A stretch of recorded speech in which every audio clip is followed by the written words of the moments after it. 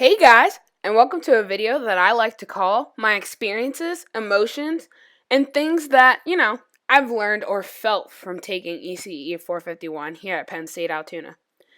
Now I'm going to warn you, this video is nowhere near professional, and it can get a little bit emotional at times, so you might want some tissues to get through it. I'm just joking. Let's move on with the video. First, I had to start off with one of the first things that we did in this class. The day that we learned about sunflowers and how books don't tell children about the multiple colors, shapes, and sizes that they can come in. The most important thing that I took away from that lesson is the fact that you can read books to your students because some stories do have educational benefits in them, but allow students to touch, hear, smell, and see things for themselves.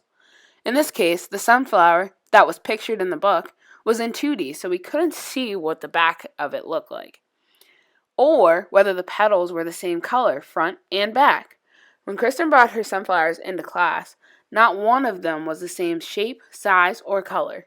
This showed us that there are all different kinds of sunflowers, and they each have something unique about them. The next project that we worked on and experienced in ECE 451 was when we used everyday items that were collected to build anything that we wanted. The materials that were available for us to use were wine bottle corks, straws, cotton, acorns, buttons, toothpicks, and egg cartons. I chose to build a table out of wine bottle corks, straws, and toothpicks. When the project was first introduced, I was a little bit nervous because I didn't have a clear idea of what I wanted to make, or how I was going to make it, out of these materials. But then I spent some time thinking before I started building. Once I took the time to think, I had come up with an idea of building a house out of wine bottle corks, straws, and toothpicks. But that wasn't working. Then I looked at the structure that I had already built, and I had a new vision for making a table. It was a very wobbly table, but the point was that I felt very accomplished after I had finished it. Towards the middle of the semester, I remember doing an activity where we had to map out our lives from beginning to now, then in 3 months, and ending where we wanted to be in 5 years.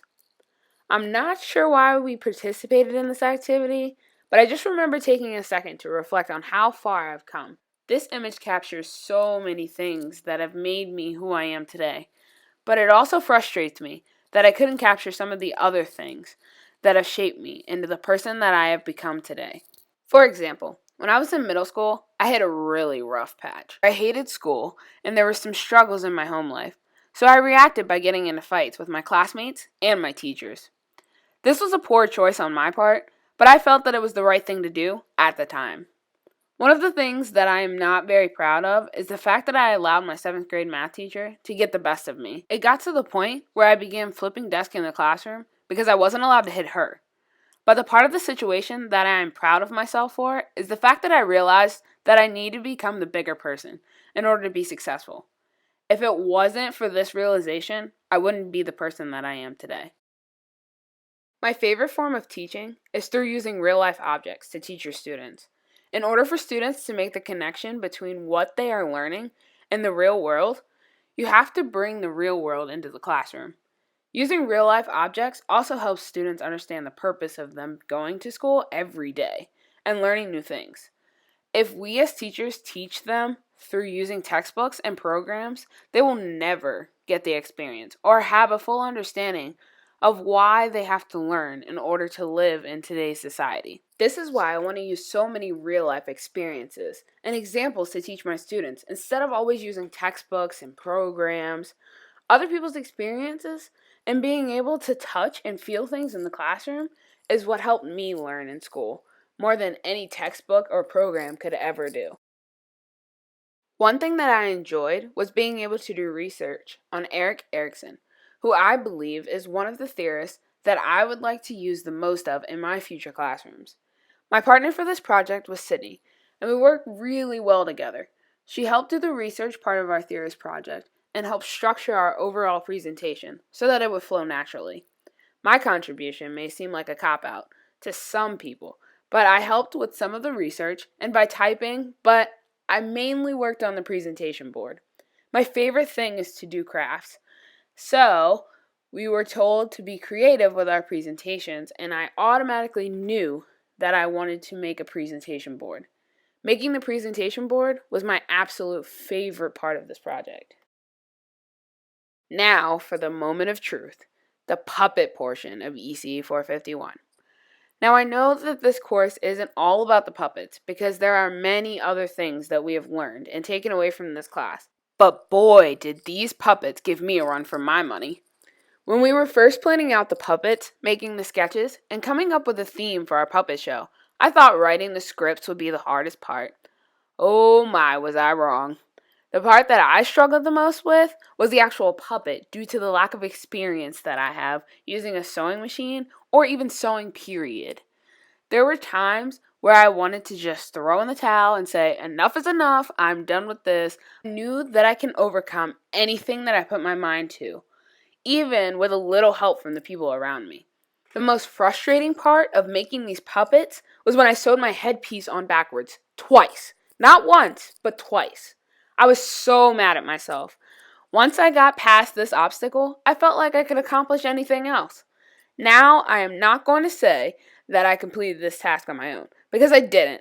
With a little help from the wonderful Kay Tate, Kristen, and my fellow classmates, I was able to create this amazing puppet. His name is Edgar. Isn't he so handsome?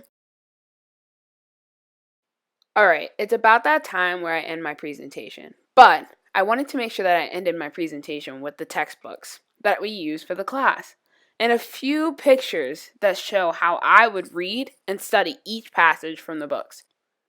I noticed that because I was so interested and focused when reading The Theories of Childhood and the To Teach book, I could read it anywhere and I always had so much to say about each one of the readings. The book that I had the hardest time reading was The Kindness of Children, because I wasn't a fan of the author's writing style. I was always so confused when reading this book, which made it hard for me to write discussion board posts about it, because I wasn't sure about what I was reading. You may have noticed that in some of these pictures, there were different restaurants or bookstores that I would do my homework in. The reason why I'm always in public is because I can't focus in my apartment. So I go to restaurants like Barnes and Noble. Sometimes I'll even go sit in the middle of the student center. I work best around noise. Anyway, overall, I learned so much from this class. From kindness to bringing real life experiences into the classroom to how I can become a greater teacher. I plan to use everything that I learned in ECE 451 in my future classrooms, especially when it comes to keeping the kindness in our children.